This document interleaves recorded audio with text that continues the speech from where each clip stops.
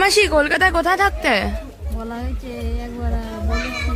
হ্যাঁ একবার বাংলায় বলে দাও, কোথায় থাকতে কলকাতায়? হ্যাঁ দমদমে। দমদমে। বাংলাদেশে কোথা থেকে এসেছো? বাংলাদেশে যশোর থেকে। কবে এলে? 5 মাস। 5 মাস আগে এসেছো? কিভাবে এলে? এই হাঁটতে চলে আসলাম আর কি বলবো। এই যে বর্ডার ক্রস করলে কোনো নথি ছিল না, লিগ্যাল ডকুমেন্ট কিছু ছিল না?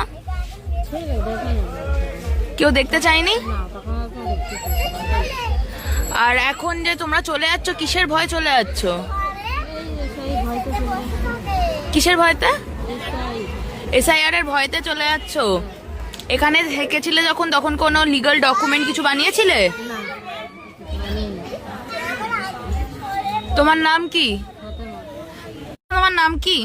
আমার নাম সমীর মোড়ল। কবে এসেছো এপারে? আমি 2010 সালে আসি। 2010 থেকে এতদিন 2025 অব্দি এখানে থেকেছো, কোনো পেপার নেই?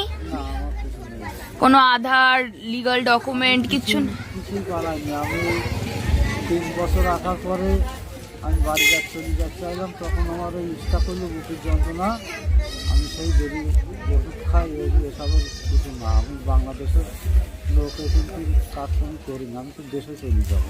বাংলাদেশে তুমি কোথায় থাকতে? যশোর জেলা। তো এই যে তুমি চলে যাচ্ছ, এখন কিসের ভয় লাগছে?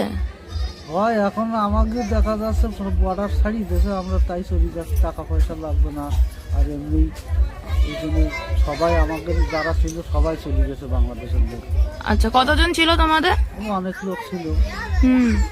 সবাই চলে গেছে, আর তো কেউ নেই।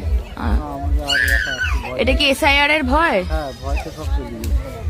আচ্ছা, তো তোমরা যখন এসেছিলে তোমরা কিভাবে এসেছিলে? নদীপথ দিয়ে?